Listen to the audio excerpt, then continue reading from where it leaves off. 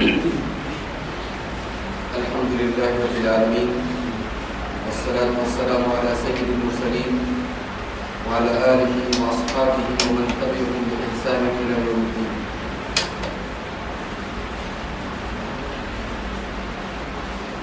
آٹھویں پارے کی تفصیل پیش کرنے کی خدمت اور سعادت حاصل کی جا رہی ہے.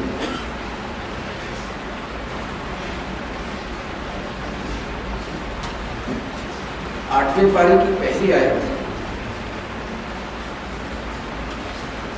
وَلَوْ أَنَّنَا نَزَّلْنَا إِلَيْهِمُ الْمَلَائِكَةَ وَكَلَّمَهُمُ الْمَوْتَى وَحَشَرْنَا عَلَيْهِمْ كُلَّ شَيْءٍ قُبُلًا مَا كَانُوا لِيُؤْمِنُوا. مکہ کے کافر لوگ ہمارے رسول سے کہتے تھے کہ ہم آپ کو رسول مان لیں، آپ کوئی نشانی لا کے دکھاؤ، ہم ایسے کیسے آپ کو رسول مانیں؟ ہم لوگ فرشتوں سے بات کریں، مردوں سے بات کریں، ایسا کچھ دکھاؤ، کچھ الگ کر کے دکھاؤ، تب ہم مانیں گے تم نبی. تو اللہ نے جواب دیا، فرمایا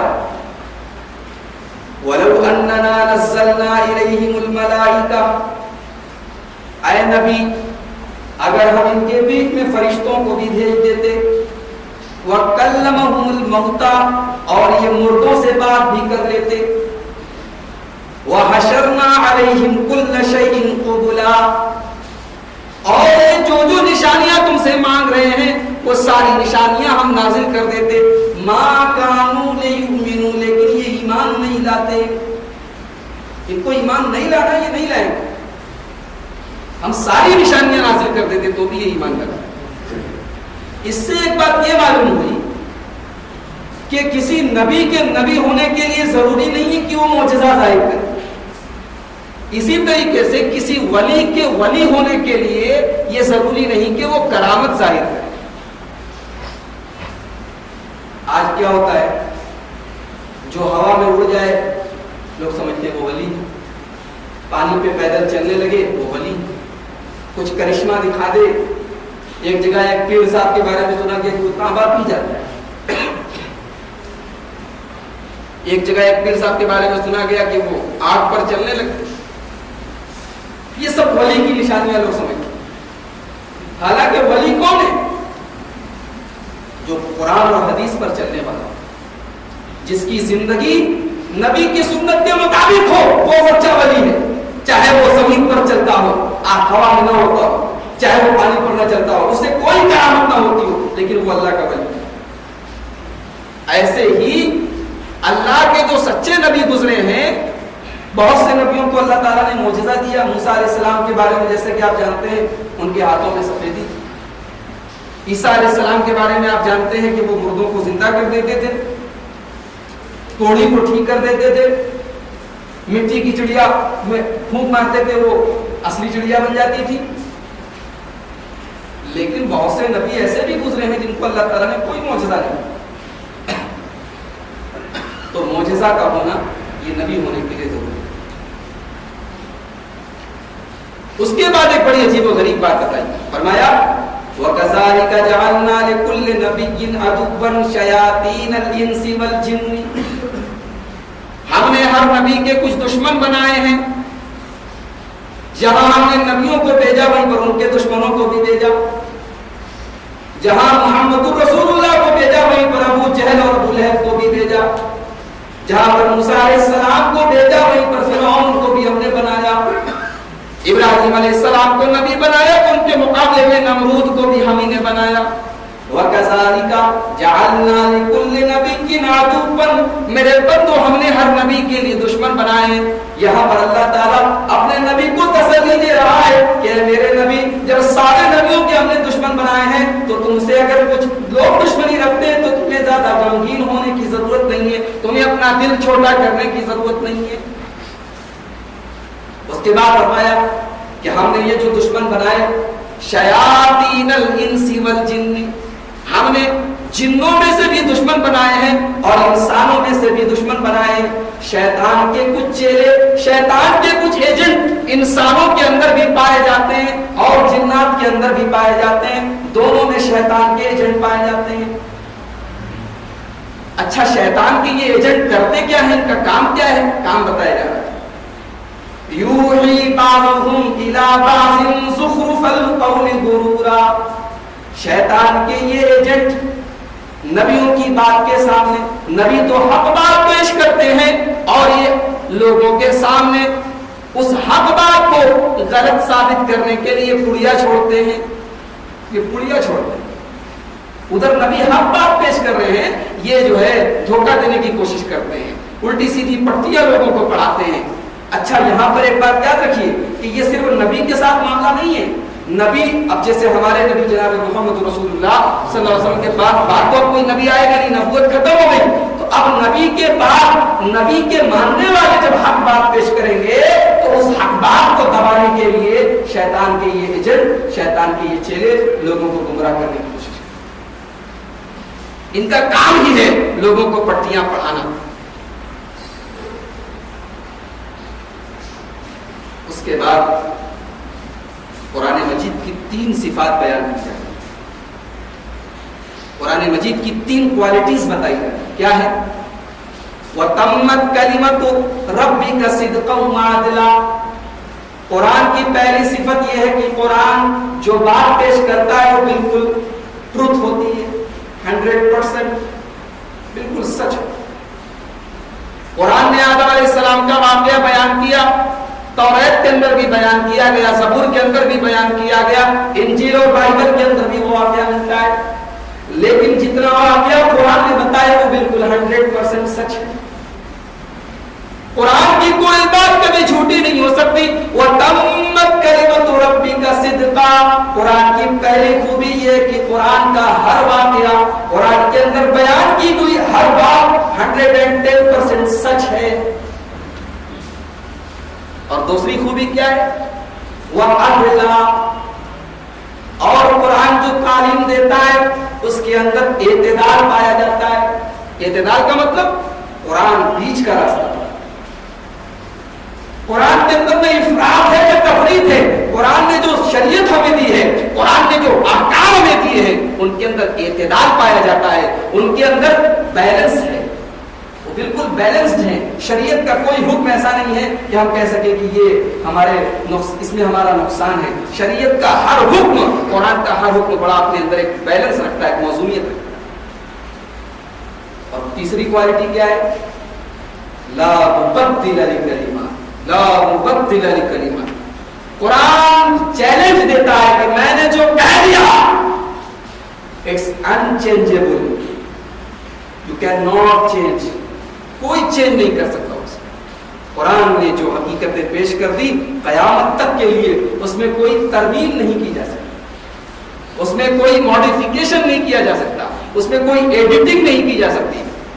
دنیا والے قانون بناتے ہیں، 10 سال کے بعد ایک نیا پینل بیٹھتا ہے کہ بھئی اس قانون میں اب تھوڑی ترمیم کی ضرورت ہے، تھوڑی ماڈیفیکیشن کی ضرورت ہے، لیکن قرآن نے 1400 سال پہلے جو قانون بتایا ہے وہ قانون قیامت تک چلے گا، اس میں کوئی چینجنگ نہیں آ سکتی۔ یہ قرآن کی 3 خوبیاں ہیں، کتنی پیاری خوبیاں ہیں اور کتنی سچی بات ہے، دیکھ کر یقین آ جاتا ہے کہ واقعی قرآن اللہ تبارک و تعالیٰ کا سچا ہے۔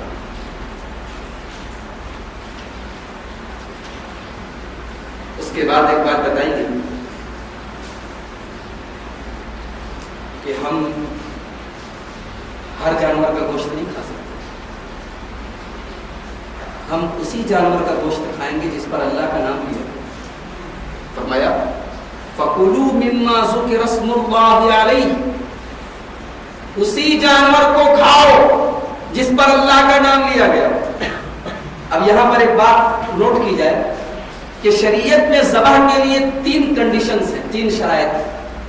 نمبر 1، جس جانور کی آپ قربانی کر رہے ہیں وہ معقول اللحم، شریعت نے اس کا گوشت کھانے کی اجازت دی ہو۔ آپ ہر جانور نہیں کھا سکتے، وہی جانور کھا سکتے ہیں جس کو شریعت نے حلال قرار دیا، پہلی شرط۔ دوسری شرط، ذبح کا طریقہ اسلامی ہو۔ اسلام نے جو طریقہ بتایا ہے کہ کسی دھاردار چیز سے، کسی چھری سے، کسی چاقو سے آپ जानवर की हलक की जो रगें हैं उन रगों को काटिए। ये ज़बाह का इस्लामी तरीका है। इससे ये मालूम हुआ कि झटका नहीं चलेगा, मशीन का ज़बीहा नहीं चलेगा। हमारे नौजवान लड़के, पता नहीं बीजापुर के अंदर मैकडॉनल्ड का कोई रेस्टोरेंट है कि नहीं, मुझे मेरे ख्याल से नहीं। बॉम्बे में चले जाइए आप, वहाँ आपको मैकडॉनल्ड के रेस्टोरेंट बहुत मिलेंगे।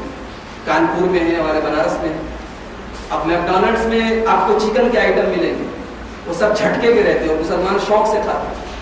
हराम है हमारे, और ये हमारी कमजोरी है, ये हमारे ईमान और अकीदे की कमजोरी है कि वो लोग हमें खिला रहे और हम खा रहे हैं। हम कह दें कि हम नहीं खाएंगे तो हमारे लिए उनको हलाल जानवर का अरेंजमेंट करना पड़ेगा। मैं कानपुर में गया, कानपुर में भी मैकडॉनल्ड का बहुत बड़ा रेस्टोरेंट है, और कानपुर में एक बहुत बड़ा शॉपिंग मॉल है जेड स्क्वायर के नाम से, पूरे एशिया में सबसे बड़ा उसको बोलते हैं, अल्लाह बेहतर जाने, बोलते पूरे एशिया में सबसे बड़ा शॉपिंग मॉल है।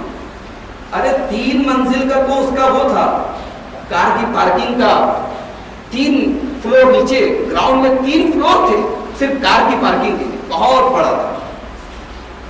उसमें मैंने देखा कि मैकडॉनल्ड का जो रेस्टोरेंट था उसके बाहर लिखा था कि हलाल। हम लोग हलाल अरेंज करते हैं, चिकन और मटन वगैरह आपको हलाल मिले, क्योंकि वहाँ के मुसलमान, कानपुर के मुसलमान अल्हम्दुलिल्लाह वहाँ मुसलमान अक्सरियत में भी हैं और पैसे वाले भी, उनको अरेंजमेंट करना पड़ा। तो यहाँ ये बात याद है। ये दूसरी शर्त कि ज़बाह का तरीका इस्लामी, और तीसरी शर्त क्या है, उस पर अल्लाह का नाम।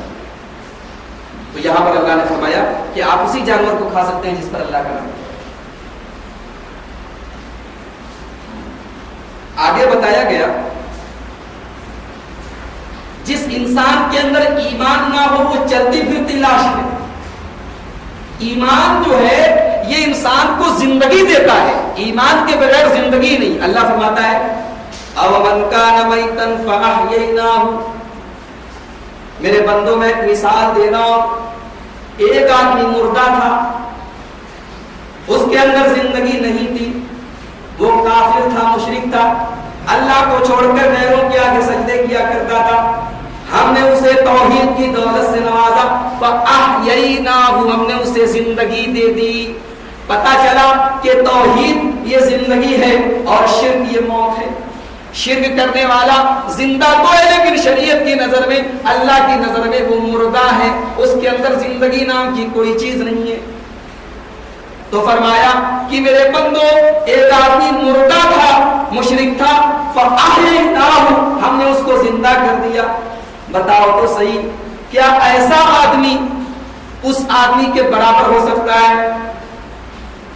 कमम मसलुहु फिज़्ज़ुलुमात, जो हमेशा अंधेरे में रहता है, लैसा बिखारिजिम मिनहा, जो अंधेरे से निकल नहीं पाता, वो शिर्क के अंधेरे में, कुफ्र के अंधेरे में रहता है, उसके पास हिदायत की रोशनी नहीं है, उसके पास हिदायत की लाइट नहीं है। मेरे बंदो बताओ तो सही, क्या ये दोनों बराबर हो सकते हैं? अल्लाह ताला सवाल कर रहा है और खुद ही जवाब दे रहा है, कज़ालिका ज़ुय्यिना लिल-काफ़िरीना मा कानू यामलून। हकीकत तो ये है कि काफिरों के लिए उनके अमल को सजा दिया गया है। उनको लगता है कि हम जो काम कर रहे हैं सही कर रहे हैं, लेकिन हकीकत में वो जो काम कर रहे हैं उनको तबाही के गड्ढे की तरफ लेकर जा रहा है।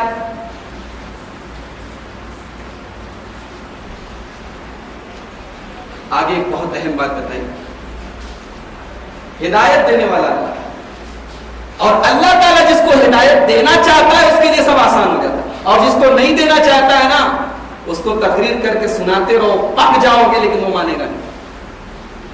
क्या फरमाया? फमन युरिदिल्लाहु अन यहदियहु, अल्लाह तबारक व तआला जिसको हिदायत देना चाहता है, यशरह सदरहु लिल इस्लाम, अल्लाह ताला उसके सीने को इस्लाम के लिए खोल देता है। अल्लाह ताला सीने खोल देता है, सीने के अंदर खुद बखुद, दिल के अंदर खुद बखुद इस्लाम की बातें वो एक्सेप्ट करने लगता है, इस्लाम की बातें कबूल करने लगता है। वमन युरिद अन युज़िल्लहु, और जिसे अल्लाह तबारक व तआला गुमराह करना चाहता है, जिसको अल्लाह ताला हिदायत नहीं देना चाहता है, यजअल सदरहु ज़य्यक़न हरजा, अल्लाह तबारक व तआला उसके दिल को लॉक कर देता है, उसके दिल पे ताला लगा देता है। कुरान पढ़ते चले اس کو سمجھ میں نہیں آتا حدیث پڑھتے چلے جاؤ اس کے اوپر کوئی اثر پڑنے والا نہیں. یجعل صدرہ ضیقا حرجا, اس کے دل کے راستے اللہ تبارک و تعالیٰ تنگ کر دیتا ہے. ہدایت کے لیے کوئی سراغ کوئی پوائنٹ ہی نہیں ملتا, ہدایت ٹکرا کے واپس چلی جاتی, راستہ ہی نہیں ملتا اس کو. اس کے بعد ایک بڑا عجیب و غریب سینٹنس یوز کیا اللہ نے, فرمایا کأنما یصعد فی السماء, جس کو اللہ تعالیٰ گمراہ کرنا چاہتا ہے اس کو جب تم قرآن کی آیت پڑھ کے سناتے ہو, اس کو جب تم نبی کی حدیث پڑھ کے سناتے ہو تو وہ ایسا محسوس کرتا ہے کہ جیسے وہ آسمان پر چڑھ رہا ہو. آپ لوگ کبھی پہاڑ پہ اگر چڑھے ہوں گے, کتنا مشکل کام ہے پہاڑ پہ, اونچائی پہ چڑھنا کتنا مشکل کام. ابھی ہم لوگ گول گنبد گئے تھے, کیا حال ہو گیا تھا. اونچائی پہ چڑھنا, پہاڑوں پہ چڑھنا بڑا مشکل کام ہے. انسان ہانپنے لگتا ہے, تھک جاتا ہے. جس کو اللہ تعالیٰ ہدایت دینا چاہتا ہے اس کے لیے سب ایزی ہو جاتا ہے, سب سمپل ہو جاتا ہے. جس کو نہیں دینا چاہتا ہے وہ بیچارہ ہانپنے لگتا ہے, تھک جاتا ہے. جیسے کوئی پہاڑ پہ چڑھ رہا ہو, جیسے کوئی گول گنبد کی 120 سیڑھیاں, کتنی سیڑھیاں, 120 سیڑھیاں چڑھ رہا ہو تو تھک کے جو ہے چور ہو جائے, ویسے کأنما یصعد الی السماء, جس کو اللہ تعالیٰ گمراہ کرنا چاہے اس کا برا حال ہے. اس کے بعد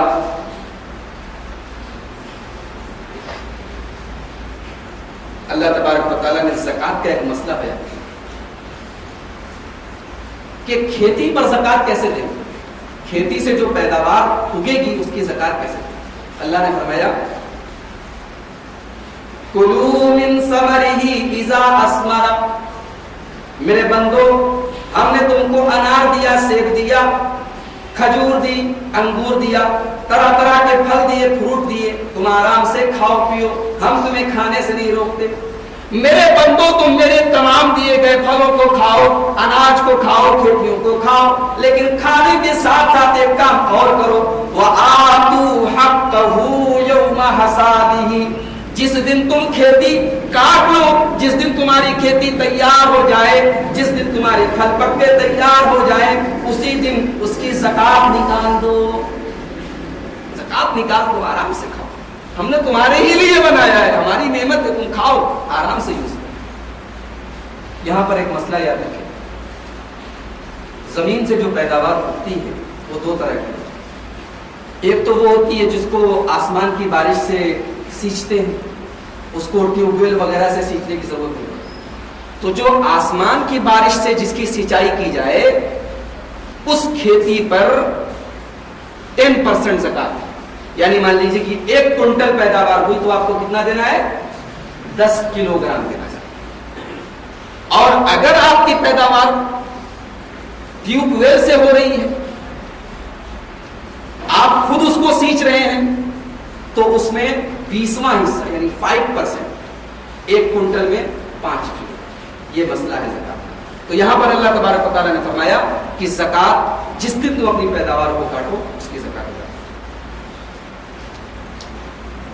اس کے بعد 3 آیتیں ہیں, بہت ہی امپورٹنٹ آیتیں ہیں, اور آپ کو یقین نہیں آئے گا, صرف ان 3 آیتوں کے اوپر 100 پیج کی کتاب میں نے پڑھی. اللہ اکبر, علماء نے کتنا کام کیا. 3 آیت کی تفسیر پر 100 پیج کی کتاب. 100 پیج کا مطلب اگر بیان کیا جائے تو ایک کم سے کم 1 گھنٹے کی تقریر, صرف 3 آیتیں. 3 آیتیں ہیں, اور ان 3 آیتوں میں اللہ تبارک و تعالیٰ نے 10 احکام بیان کیے. آئیے ذرا وہ آیتیں دیکھیں, اور انداز بیان پر بھی ذرا سا غور کیجیے.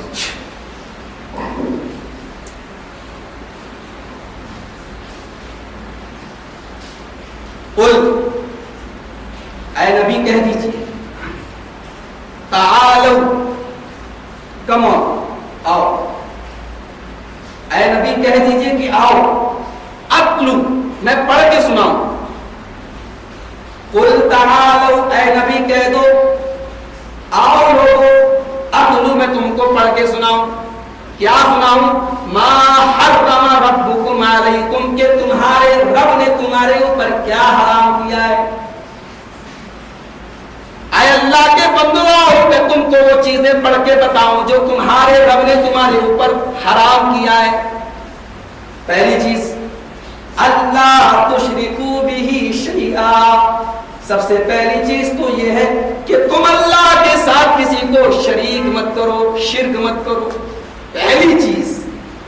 آج لوگ تبلیغ کرتے ہیں، کہتے پہلے نماز پہ بلاؤ، پہلے زکات اور صدقہ کی تعلیم.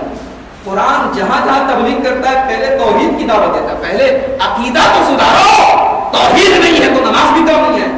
توحید گڑبڑ ہے تو روزہ برباد ہو جائے گا، حج برباد ہو جائے گا، زکات برباد ہو جائے گا. پہلی حرام چیز. اور اللہ کے نبی سے بھی جب پوچھا جاتا ہے کہ اللہ کے نبی بڑے بڑے گناہ کیا ہے، تو پہلا گناہ یہ بتا دیتے ہیں کہ شرک، اللہ کے ساتھ شرک. یہاں پر بھی اللہ کیا کہہ رہا ہے؟ اللہ تشرکو بہ شیئا، شرک مت کرو اللہ کے ساتھ. وبالوالدین احسانا، اور دوسری چیز یہ ہے کہ اپنے والدین کے ساتھ اچھا سلوک کرو.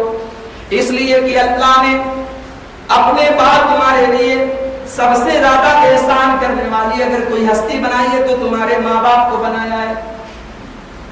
اگرچہ تم کو پیدا تو اللہ تبارک و تعالیٰ نے کیا ہے، لیکن تمہیں پیدا کرنے کا ذریعہ دنیا کے اندر ماں باپ کو بنایا ہے. تمہارے ماں باپ نہ ہوتے تو تم پیدا نہیں ہو سکتے.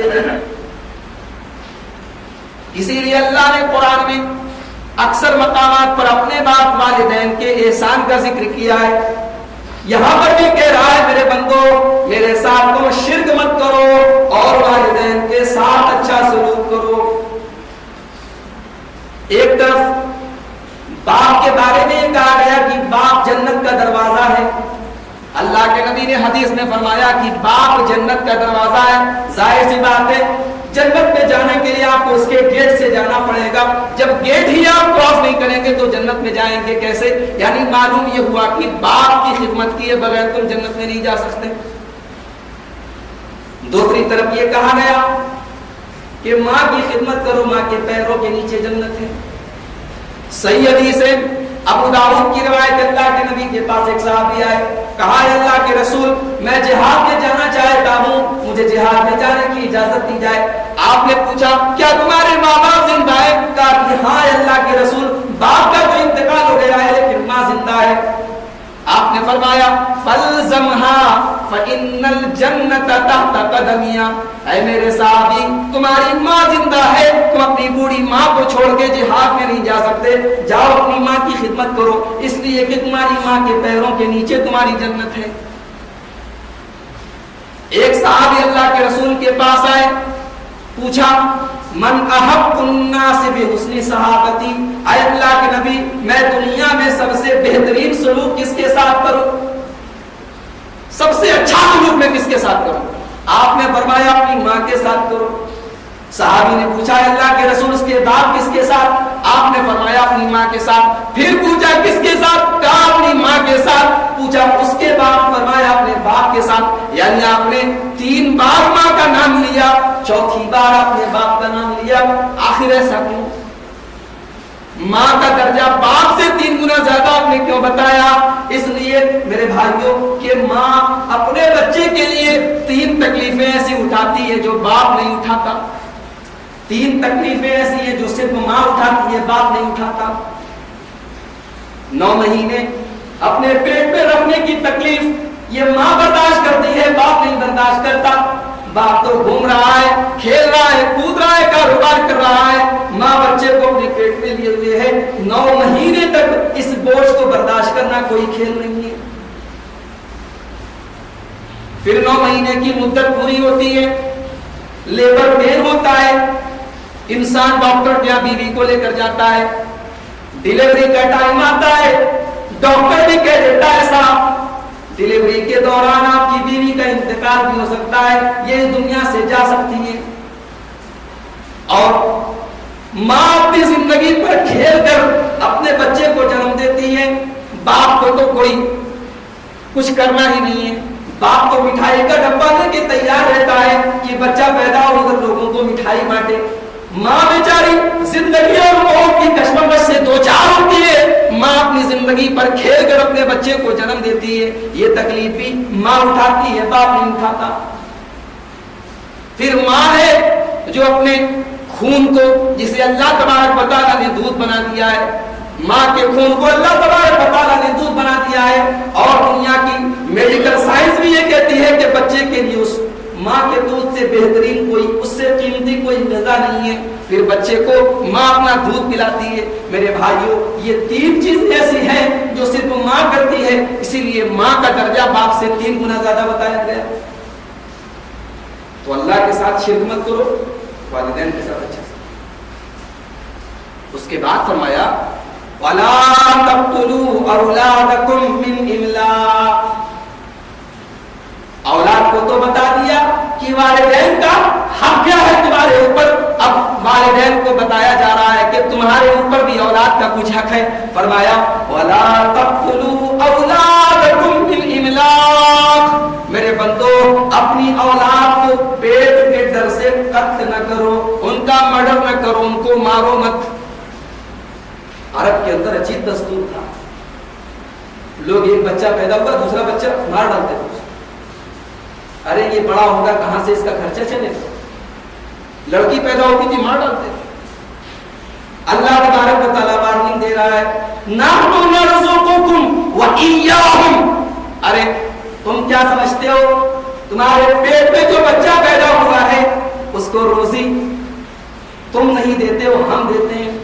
باپ کو بھی روزی دینے والے ہم، بیٹے کو بھی روزی دینے والے ہم۔ تم روزی کے ٹھیکیدار نہیں ہو، روزی کے تم ذمہ دار نہیں ہو، تم اپنے اولاد کو قتل نہیں کر سکتے۔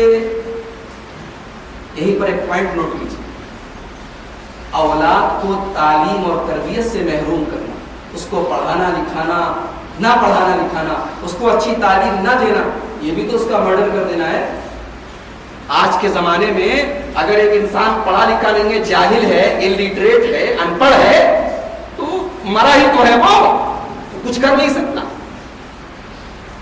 کسی سے قاعدے سے بات نہیں کر سکتا، کچھ لکھ نہیں سکتا، کچھ پڑھ نہیں سکتا، کوئی اچھی جاب اس کو نہیں مل سکتی۔ تو ماں باپ اگر اپنی اولاد کو بہت مجبوری ہو تو ایک الگ بات ہے، جان بوجھ کے اگر اپنے بچوں کو تعلیم سے محروم کریں، اچھی تعلیم نہ دے تو یہ بھی ان کو مار ڈالے۔ تو فرمایا کہ اپنی اولاد کو کریں۔ اس کے بعد فرمایا وَلَا تَقْرَبُوا الْفَوَاحِشَ مَا ظَهَرَ مِنْهَا وَمَا بَطَنَ۔ اور اے میرے بندو، گندی چیزوں کے قریب بھی مت جاؤ۔ کیا ورڈ یوز، کچھ نام نہیں لیا، زنا کا، بدکاری کا، گندی چیزوں کا نام کیا کہا؟ وَلَا تَقْرَبُوا الْفَوَاحِشَ۔ میرے بندو، فحش چیزوں کے، اشلیل چیزوں کے، ولگر چیزوں کے قریب بھی مت جاؤ، ناپاک چیزوں کے قریب بھی مت جاؤ۔ ما ظہر منہا وما بطن، چاہے وہ کھلی ہوئی ہوں چاہے چھپی ہوئی ہوں۔ آج اس کو بہت زیادہ ایکسپلین کرنے کی ضرورت نہیں ہے، آپ سوسائٹی پہ نظر اٹھا کے دیکھ لیجیے، ولگیرٹی، ننگا پن کس طریقے سے ہمارے سماج کو کھا رہا ہے، ہمارے بچوں کو کھا رہا ہے، ہمارے نوجوانوں کو کھا رہا ہے۔ تو دونوں ٹائپ کی vulgarity, open closed, open secret, کھلی ہوئی چھپی ہوئی، سب آپ ایسے کسی کام کے قریب مت جائیں۔ یہ نہیں کہا کہ کرو مت، دوسری جگہ فرمایا ولا تقربوا الزنا، زنا کے قریب بھی مت جاؤ۔ ہمارا مذہب اتنا صاف ستھرا ہے کہ وہ زنا تو بہت دور کی بات ہے، زنا کے قریب بھی جانے کی تعلیم نہیں دیتا۔ اسلام وہ مذہب ہے جو کوئی راستہ ہی نہیں چھوڑتا ہے کہ ہمارے سماج میں زنا کو کوئی چھوٹ نہیں۔ اب یہ کیا ہے کہ عورت بغیر محرم رشتہ دار کے سفر نہیں کر سکتی، عورت بغیر باپ کے، بغیر شوہر کے، بغیر بیٹے کے، بغیر بھائی کے، بغیر داماد کے، بغیر ایسے رشتہ دار کے جس سے عورت کی شادی کرنا حرام ہے شوہر کے علاوہ، ایسے آدمی کے بغیر عورت سفر نہیں کر سکتی، بیجاپور سے شورا پور نہیں جا سکتی۔ اور آپ کو جان کے حیرت ہوگی، حج جیسی عبادت، حج جیسی عبادت بھی عورت بغیر محرم کے نہیں کر سکتی۔ ایک عورت کے پاس کروڑ روپیہ ہے، کروڑ پتی ہے وہ عورت، لیکن اس کا کوئی بیٹا نہیں ہے، باپ نہیں ہے، شوہر مر چکا ہے، کوئی ایسا رشتہ دار نہیں ہے جس سے اس کا نکاح کرنا حرام ہے، وہ عورت حج کرنے نہیں جا سکتی آپ یہ کہہ کے بھی اس کو حج پہ نہیں لے کے جا سکتے کہ یہ تو 70 سال کی میری ماں لگتی ہے، آپ یہ کہہ کے بھی نہیں لے جا سکتے۔ اسلام کہتا ہے حرام، اتنا اسٹرکٹ ہے اسلام اتنا اسٹرکٹ۔ اسلام وہ مذہب ہے جو یہ کہتا ہے کہ ایک مرد دوسرے مرد کے ساتھ ایک چادر میں ایک کمبل میں نہ لیٹے، ایک لڑکی دوسری لڑکی کے ساتھ ایک چادر میں نہ لیٹے۔ کوئی لڑکی لڑکی کے ساتھ کیوں نہیں لیٹ سکتی؟ لڑکا لڑکے کے ساتھ کیوں نہیں لیٹ سکتا؟ کہا اس کی بھی ہمارے مذہب میں پرمیشن نہیں، منع کیا۔ فرمایا وَلَا تَقْرَبُوا الْفَوَاحِشَ مَا ظَهَرَ مِنْهَا، کہ کھلی ہوئی چھپی ہوئی بے حیائی کے قریب۔ 4 چیزیں ہو گئی، آیت ختم۔ اب اگلی آیت میں نہیں، اس آیت میں 5 چیزیں۔ وَلَا تَقْتُلُوا النَّفْسَ الَّتِي حَرَّمَ اللَّهُ إِلَّا بِالْحَقِّ، اور اے میرے بندو تم کسی کی جان ناحق مت لو، کسی کا مرڈر مت کرو، کسی کی ہتیا مت کرو۔ صاف صاف بتا رہا ہے اسلام کہ بے قصور لوگوں کی، بے گناہ لوگوں کی ہتیا کرنے کی اسلام میں اجازت نہیں۔ یہاں شاپنگ مال میں بم بلاسٹ ہو جاتے ہیں، یہاں شاپنگ سینٹرز میں، بازاروں میں، مارکیٹس میں بم بلاسٹ ہو جاتے ہیں، اور پھر اس کو جہاد کا نام دیا جاتا ہے۔ میرے بھائیوں یہ کیسا جہاد ہے؟ وہاں شاپنگ کرنے والے جو گئے تھے وہ تو ہمارے دشمن نہیں تھے، وہ تو ہمیں تکلیف پہنچانے والے نہیں تھے۔ اسلام وہ مذہب ہے جو ایک بھی بے قصور کی ہتیا کرنے کی پرمیشن نہیں دیتا۔ وَلَا تَقْتُلُوا النَّفْسَ الَّتِي حَرَّمَ اللَّهُ، میرے بندو تم کسی ایسی جان کو نہیں قتل کر سکتے جس کو اللہ نے حرام قرار دیا ہے۔ تو پہلی چیز شرک، دوسری چیز والدین کے ساتھ اچھا سلوک کرو، تیسری چیز اولاد کو قتل مت کرو، چوتھی چیز بے حیائی کے قریب مت جاؤ، اور 5ویں چیز قتل مت کرو۔ اب اگلی آیت شروع ہو، وَلَا تَقْرَبُوا مَالَ الْيَتِيمِ، اور یتیم کے مال کو کھاؤ نہیں کہا، کہا یتیم کے مال کے قریب بھی مت جاؤ۔ یتیم کا مال نہیں کھا سکتا الا باللتی ہی احسن، لیکن آپ کا کوئی بھتیجا ہے یتیم ہے، آپ کا کوئی بھانجا ہے یتیم ہے، آپ اس کی پرورش کر رہے ہیں، اس کے باپ کی پراپرٹی ہے، اب آپ اس کی پرورش کر رہے ہیں، اس کی کیئر ٹیکنگ کر رہے ہیں، آپ اس میں سے کچھ اپنی ضرورت کے لیے اگر استعمال کر لیں تو حرج نہیں۔ الا باللتی ہی احسن، جو آپ کا جائز حق ہے وہ آپ لے سکتے ہیں، لیکن آپ ایسے یتیم کے مال کے قریب نہیں۔ وَأَوْفُوا الْكَيْلَ وَالْمِيزَانَ بِالْقِسْطِ، اور اے میرے بندو ناپ تول پوری پوری بالکل انصاف کے ساتھ کرو۔ اب یہاں پر ایک سوال پیدا ہو، ناپ تول پوری پوری انصاف کے ساتھ کرو۔ اب مان لیجیے آپ کی چاول کی دکان ہے، اب آپ کے پاس کوئی کسٹمر آیا 1 کلو چاول، اب بھائی ترازو ہے، آپ نے 1 کلو چاول اس کو تول کے دیا، ہو سکتا ہے کہ 5-6 دانے چاول کے کم ہو جائے، ہو سکتا ہے کہ آپ بالکل سٹیک ایک دانہ تول کے تو دیں گے نہیں۔ اور اللہ کیا کہہ رہا ہے؟ وَأَوْفُوا الْكَيْلَ وَالْمِيزَانَ بِالْقِسْطِ، بالکل انصاف کے ساتھ ناپ تول میں 1 ملی گرام اور 1 سینٹی گرام کا بھی فرق نہ، یہ تو جینا آرام ہو جائے گا۔ ہر چیز میں اتنی ہم کڑائی کے ساتھ اتنی اسٹرکٹلی ہم کیسے ناپ توڑ کر سکتے ہیں؟ تو آگے اللہ نے ہمیں آسانی بھی دی، کیا فرمایا آگے؟ لا نکلف نفسا الا وسعها، میرے بندو تم اپنے طاقت بھر ناپ توڑ پوری کرو، اگر تھوڑی بہت کمی ہو جائے گی جو تمہارے کنٹرول کے باہر ہے تو یاد رکھو ہم تمہیں ایسا کوئی بوجھ ہم تمہارے اوپر نہیں ڈالیں گے جو تمہاری برداشت کے باہر ہو، ہم ایسی کوئی چیز تمہارے اوپر نہیں لا دیں گے جو آؤٹ آف کنٹرول ہو، جو تمہارے طاقت سے باہر ہو، ہم ایسا کوئی فرمان، ایسا کوئی کمانڈمنٹ ہم تم کو نہیں۔ اس کے بعد فرمایا وَإِذَا قُلْتُمْ فَعْدِلُوا، اور جب بات کرو تو انصاف کی بات کرو، وَلَوْ كَانَ ذَا قُرْبَىٰ، چاہے تمہارے بیٹے کے خلاف کیوں نہ پڑ جائے، چاہے تمہارے باپ کے خلاف کیوں نہ پڑ جائے، کبھی کسی کا پچھ مت لو، کبھی کسی کی غلط طرفداری مت کرو، جو حق بات ہے انصاف کی بات ہے وہی بات کرو۔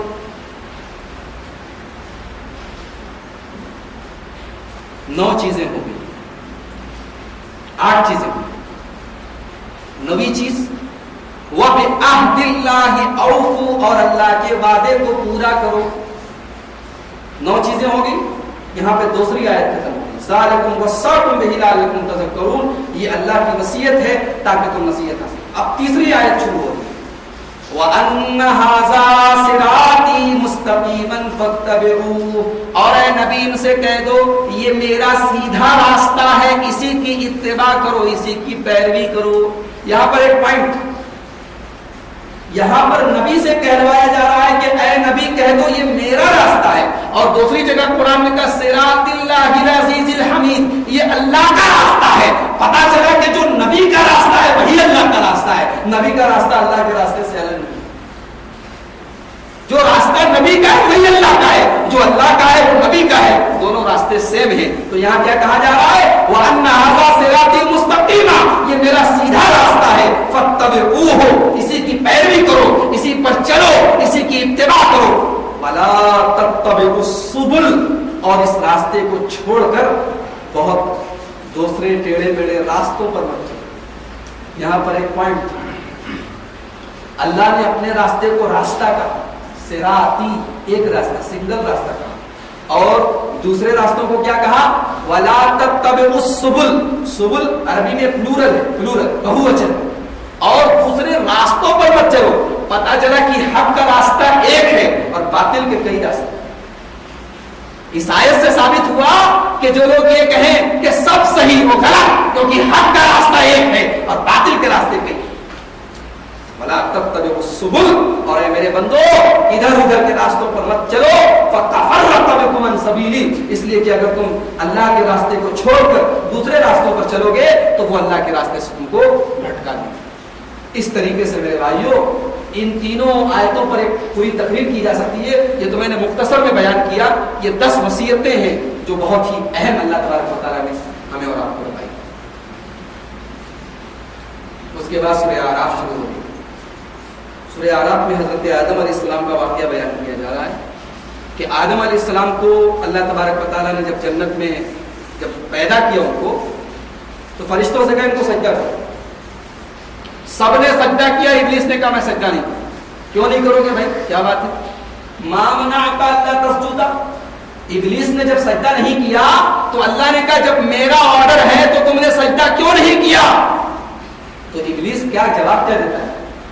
انا خیر منہ، I am better than him، میں اس سے اچھا ہوں، میں اس سے بہتر ہوں. خلقتنی من نار وخلقتہ من طین، اے اللہ تو نے مجھے آگ سے پیدا کیا، آدم کو مٹی سے پیدا کیا.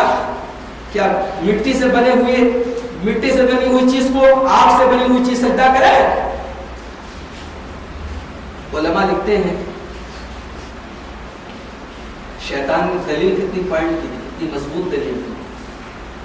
دلیل میں دم ہے بھائی، دلیل اس کی آپ خارج نہیں کر سکتے. اس میں کوئی شک نہیں کہ آگ کی یہ کوالٹی ہے کہ آگ آپ کہیں بھی جلائیں گے آگ اوپر کی طرف ہے، اور مٹی آپ کہیں پر بھی اس کو گرائیں گے وہ نیچے کی طرف جائے گی. مٹی نیچے کی طرف جاتی ہے، آگ اوپر کی طرف جاتی ہے. اس کا مطلب کہ آگ سپیریئر ہے اور مٹی اس کے مقابلے میں کمتر ہے. تو آگ کیسے مٹی کو سجدہ کرے؟ لیکن علماء کہتے ہیں کہ ابلیس کی دلیل تو بہت مضبوط تھی، لیکن جب اللہ نے کہہ دیا کہ سجدہ کرو تو کرنا ہے نا تجھے، تو اپنا دماغ کیوں چلا؟ اس سے معلوم ہوا کہ جہاں قرآن آ جائے، جہاں حدیث آ جائے، وہاں قیاس نہیں لگانا چاہیے. اب جیسے بہت سے لوگ وضو کرتے ہیں تو گردن کا مسح کرتے ہیں. اس کا مسح کرتے ہیں گردن. مجھے دلیل کیا ہے؟ کوئی دلیل نہیں. گردن کا مسح کرنے کی کوئی دلیل نہیں. ایک آدمی سے میں نے پوچھا ایسی کہ گردن کا مسح کیوں کرتے ہیں؟ بولے اس سے بواسیر نہیں ہوتی. یہ دلیل ہے. گردن کا مسح کرتے رہنے سے آپ کو بواسیر نہیں ہوگی، کسی حکیم نے بتایا. شریعت میں حکیم کی بات چلے گی؟ شریعت میں منطق چلے گی، عقل چلے گی، فلسفہ چلے گا؟ نہیں. دلیل نہیں ہے، بات ختم. گردن کا مسح نہیں کرنا ہے. اللہ نے جب کہہ دیا کہ اے فرشتوں سجدہ کرو، اور ابلیس بھی ان میں شامل تھا، ان لوگوں میں جن سے اللہ نے سجدہ کرنے کو کہا، تو ابلیس کو سجدہ کرنا چاہیے تھا نا. اس نے اپنا قیاس لگایا. اللہ نے کہا فخرج نکل, چل فخرج نکل, انک من الصابرین, تو بہت ذلیل ہے, تو بہت گرا. جب شیطان کو اللہ نے نکال دیا تو شیطان نے کیا کہا, اب دیکھ میں کیا کرتا ہوں,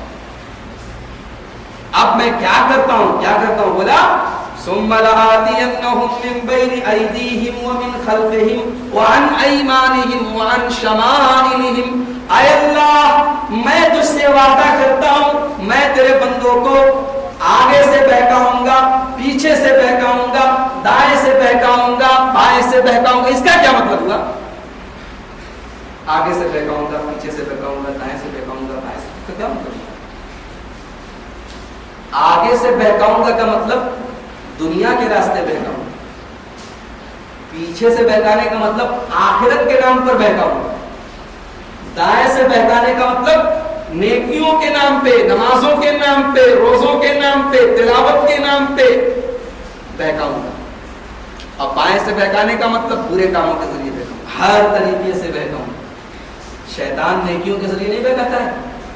ابھی کل میں نے پوری تقریر کی تھی نا, شیطان کبھی کبھی ہم سے نماز پڑھوا کے بھی گناہ کرواتا ہے, کبھی کبھی روزہ رکھوا کے بھی گناہ کرواتا ہے, نبی کی نافرمانی کروا کے.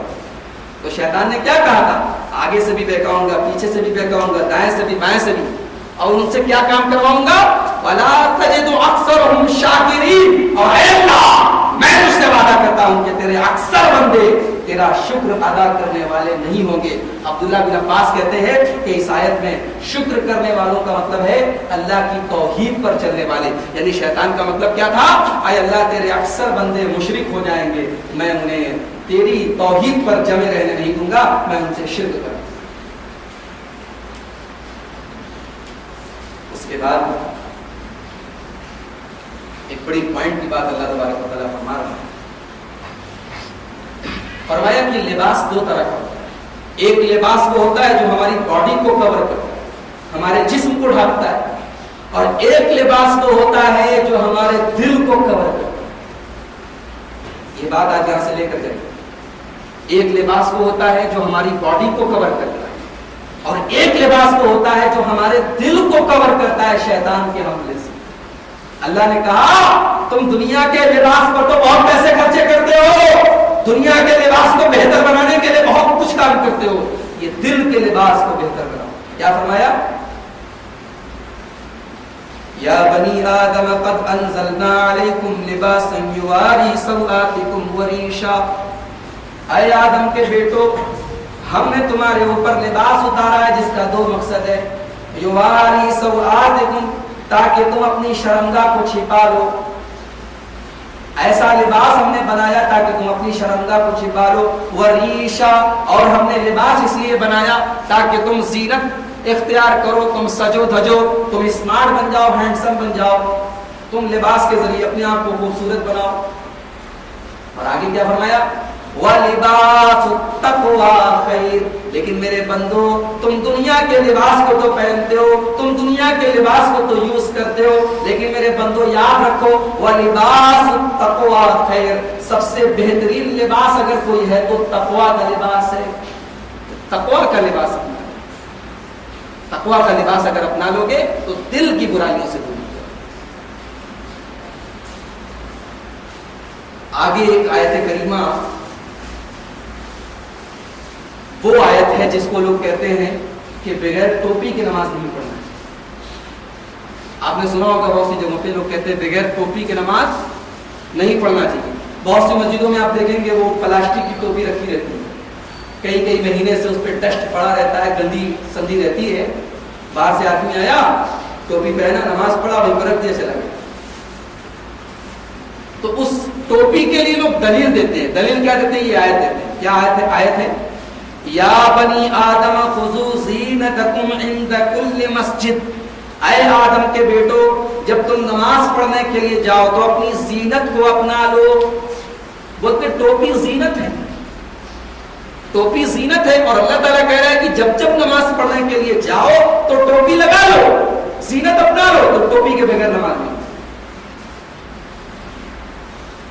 لیکن اس آیت کا جو یہ مطلب بیان کیا جا رہا ہے یہ مسکنسپشن ہے, یہ غلط مطلب بتایا جا رہا ہے، مغالطہ ہے۔ یہ آیت دراصل مکہ کے کافروں کے بارے میں، وہ سب ننگے ہو کے خانے کعبہ کا طواف کرتے ہیں، کپڑا ہی نہیں پہنتے۔ تو اللہ تبارک و تعالیٰ نے ابھی 2-4 آیتوں کے پہلے بتایا ہے کہ ہم نے لباس کو تمہاری زینت بنایا۔ اب یہاں پہ وہی زینت کا ورڈ یوز کر رہا ہے اللہ کہ جب تم نماز پڑھنے جاؤ تو اپنی زینت اپنا لو، یعنی اللہ کی عبادت ننگے ہو کے مت کرو، کم سے کم کپڑا تو پہن لو۔ اور حدیث بھی یہ بتاتی ہے کہ انسان صرف ایک کپڑے میں بھی نماز پڑھ سکتا ہے، ایک دم ننگا ہو کے نماز نہیں پڑھ سکتا، لیکن صرف ایک کپڑے میں انسان نماز پڑھ سکتا ہے۔ شرط یہ ہے ناف سے لے کر کے گھٹنے تک کا حصہ، اتنا حصہ ڈھکا رہنا چاہیے، اور دونوں کندھے ڈھکے رہنا چاہیے۔ جو بنیان پہنتے ہیں ہم لوگ، بنیان سے نماز نہیں ہوگی، اس لیے کہ بنیان میں کندھا کھلا رہتا ہے۔ اگر بائیں دار ہو، ٹی شرٹ ہو تو چلے گا، بنیان اگر وہ والی ہے جس میں کندھا کھلا رہتا ہے تو نماز نہیں ہوگی۔ کندھے کا ڈھکا رہنا ضروری ہے، اور ناف سے لے کے گھٹنے تک کا حصہ یہ ڈھکا رہنا ضروری ہے۔ اور اگر کسی انسان کے پاس بہت مجبور ہے، کسی ایسے جنگل میں ہے جہاں اس کے پاس اور کوئی کپڑا نہیں ہے، تو وہ تو بغیر کپڑے کے بھی نماز پڑھ سکتا ہے، وہ تو بالکل ایکسیپشن ہے، وہ ایک الگ کیس ہے۔ لیکن جنرل کیسز میں ناف سے لے کر کے گھٹنے تک کا حصہ اور دونوں کندھے یہ ڈھکے رہنے چاہیے۔ اور باقی اگر انسان کمپلیٹ لباس پہنے، کرتا پائجامہ پہنے، پینٹ اور شرٹ پہنے، ہاں کرتا پائجامہ کمپلیٹ لباس پہنے تو سب سے بہتر ہے۔ ٹوپی بھی لگا لے تو بہتر ہے، لیکن ٹوپی کو شرط بنانا کہ ٹوپی کے بغیر نماز نہیں ہوتی تو بہت بڑی بات ہے۔ اس کے لیے تو دلیل چاہیے نا۔ اللہ کے نبی صلی اللہ علیہ وسلم نے ٹوپی پہنی بھی ہے، امامہ پہنا بھی ہے، اور بغیر ٹوپی بھی آپ رہتے تھے۔ تمام طریقے کی روایتیں ملتی ہیں، بغیر امامہ کے بھی آپ رہتے تھے۔ تو یہ ایک الگ میٹر ہے، میں اس طرف جانا نہیں چاہتا، لیکن بتانا یہ چاہتا ہوں کہ ٹوپی نماز کے لیے شرط نہیں ہے۔ بغیر ٹوپی کے سر آپ کا کھلا ہو تو بھی نماز نہیں پڑھ سکتے۔ اگر ٹوپی اویلیبل ہو تو آپ ٹوپی لگا لیجئے، سر ڈھانپ لیجئے، لیکن ایسا کوئی مسئلہ نہیں ہے کہ سر کا ڈھکا رہنا نماز میں ضروری ہے، ایسی کوئی شرط نہیں۔ اس کے بعد جہنمیوں کو پینے کے لیے کیا ملے گا جانتے ہیں؟ جہنمی لوگ بالکل پیاسے رہیں گے تو جنتیوں سے ڈیمانڈ کریں گے، وَنَادَى أَصْحَابُ النَّارِ أَصْحَابَ الْجَنَّةِ، جہنمی لوگ جنتی لوگوں کو پکاریں گے، اے جنتیوں تم تو بہترین قسم کے پانی پی رہے ہو، شہد پی رہے ہو، دودھ پی رہے ہو، یہاں ہم پیاس کے مارے مر رہے ہیں، ہمارے حلق کانٹے ہو رہے ہیں، ان افیدوا علینا من الماء، اے جنتیوں ہم تم سے شہد نہیں مانگ رہے، ہم تم سے دودھ نہیں مانگتے، اے جنتیوں تھوڑا سا پانی ہم کو پلا دو۔ اس آیت سے معلوم ہو رہا ہے کہ جہنمیوں کو جنتی لوگ نظر آئیں، جنتی اور جہنمی آپس میں کنورژن کر سکتے ہیں، اس آیت سے معلوم ہو رہا ہے۔ تو جہنمی کیا کہیں گے؟ اے جنتیوں ہمیں پانی پلاؤ، ان افیضوا علینا من الماء، ہم بڑے پیاسے ہیں، ہم کو پانی پلاؤ۔ تو جنتی جواب کیا دیں گے؟ ان اللہ حرمهما علیکم، ہم تمہیں نہیں پانی پلا سکتے، یہ کافروں کے لیے حرام ہے، ہمیں آرڈر نہیں ہے تم کو پانی پلانے کا، ہم تم کو نہیں پلا سکتے۔ اللہ تبارک و تعالی ہم سب کو جہنم کی آگ سے نجات۔ اس کے بعد اللہ تبارک و تعالیٰ نے حضرت صالح علیہ السلام اور حضرت شعیب علیہ السلام کا واقعہ بیان کیا ہے۔ انشاءاللہ ان دونوں واقعات پر تفصیل سے گفتگو ہوگی۔ اللہ تبارک و تعالیٰ ہم سب کو قرآن کریم پر غور کرنے، سمجھنے اور اس پر عمل کرنے